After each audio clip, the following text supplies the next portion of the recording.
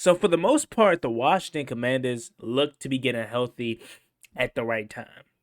We're on a bye week this week, of course, and Marshawn Lattimore, the cornerback, star cornerback for the New Orleans Saints that we traded for about 5.5 weeks ago, finally seems to be ready to make his debut.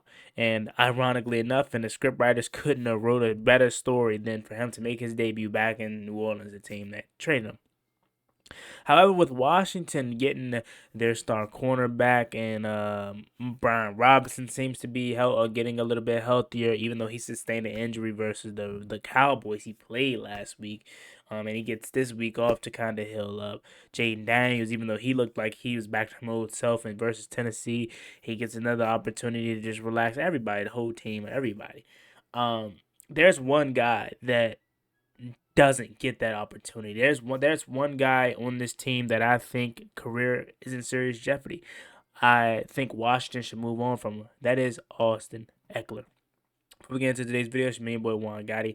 Want to ask you guys to do me a favor, like, comment, and subscribe to the channel. We're on the road to 8,000 subscribers. I'd be greatly appreciated if you help me reach that goal as soon as possible. Going to the gym after this video. So, yeah. Austin Ekeler. He's the guy that I'm talking about in today's video, and I'm not just speaking from just fandom here. I'm speaking from a regular person and a human, and I'm speaking from a person that recently came out and talked about the concussion. He said that he's going to learn more about it, and he wants to take it, day by day and learn more about the concussions. Just realistically speaking, man, Austin Ekeler is sub 30. If he's not 30 already, he is going to be 30 soon. And two concussions in a year is very detrimental. We see what CTE can do to players. There's obviously a lot of players out there that has suffered from CTE, and has done some horrible things. And that's the first thing that comes to mind when you think of concussions and the after effect of them. And for a guy like Austin Ekeler to sustain two brain injuries in one season, it's definitely detrimental. Who's to know how many other concussions he sustained prior to even coming to Washington and with LA in college, in high school? Who knows, right? Um, Austin also, the last concussion versus the Cowboys, it didn't look good. It looked scary. Like you thought for a moment, hold on now, we gotta maybe pray and maybe we gotta bring out the stretcher. Like we thought for a moment it was gonna get worse, because it looked bad. Was not moving at the time. And anytime you think about stuff like that, it becomes bigger than football, and that's what I hope he kind of takes into consideration is that you have nothing else to prove. It's bigger than football.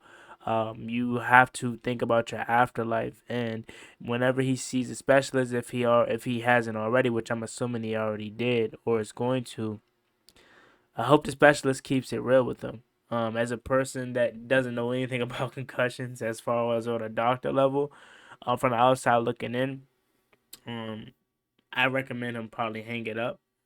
Because I don't want to see a person sustain another concussion and go down that road, that dark road, whatever that road may be for him. He's on IR, so he's gonna be out for probably the rest of this season, to be honest with you.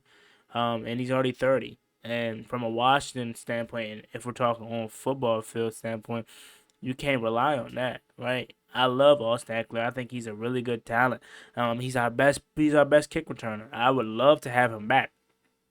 Imagine what he could be doing for this offense right now. But if we're talking about a guy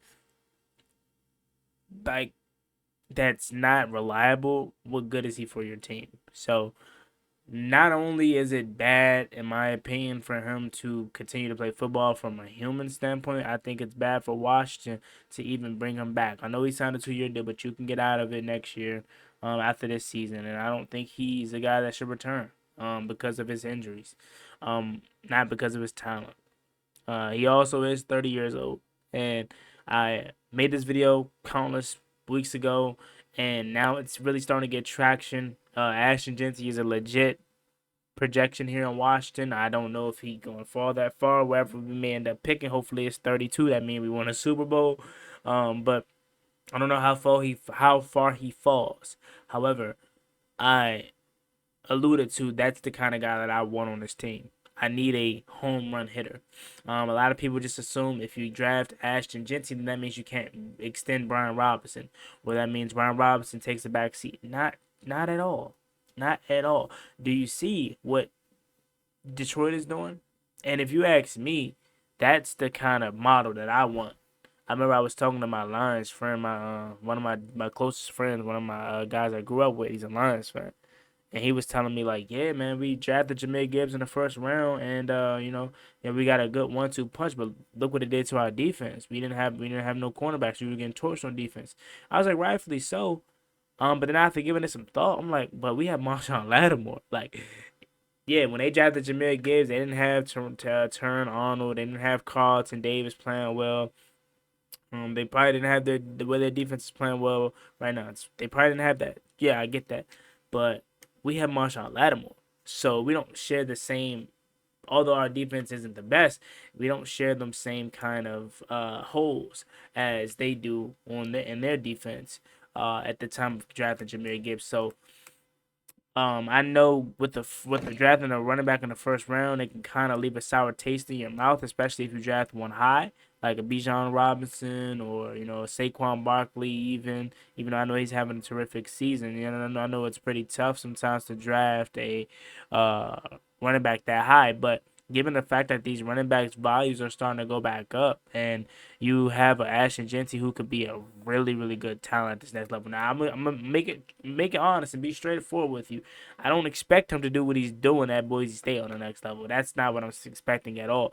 But imagine Brian Robinson and Ashton Genty in that backfield alongside T. Higgins, Terry McLaurin, and you fill in the blank. Like, free agency is where you go to, try to fill the talent, fill the holes. So that way in the draft day, you can draft BPA. You don't need to draft for needs, right? Too many times in the past, we've drafted for needs in the draft, which made us reach on some guys, i.e. Emmanuel Forbes, i.e. Jamin Davis. We needed a linebacker. So instead of us handling that in free agency, or instead of us drafting the best player available, which at that point I probably would assume it was Christian Darrisaw, we needed a linebacker, so we drafted Jamin Davis, right?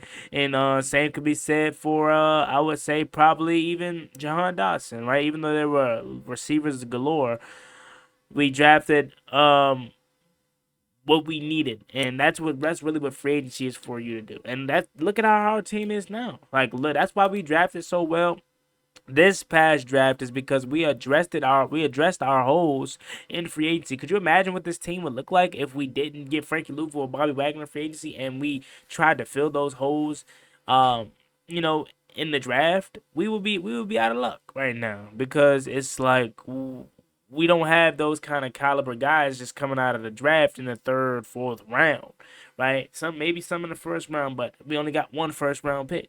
So you need to use free agency as your way to fill the holes for your needs. And then in the draft, you can draft BPA. That alludes me to my next point. You can move on from Austin Ekeler due to health concerns and age, and then you could draft the Ashton Genty. And it may not feel as like a meh pick if you already addressed your holes in free agency. Like, who's going to be complaining if we sign T. Higgins this offseason and then we go on the draft and we get Ashton Genty, right? It's different if you feel like, oh, Washington could have drafted a receiver there because we didn't get one in free agency, but assuming that we do, and it don't even have to be T. Higgins for me, it could be Diggs, it could be Keenan Allen, it could be somebody like, Chris Godwin. I like Chris Godwin.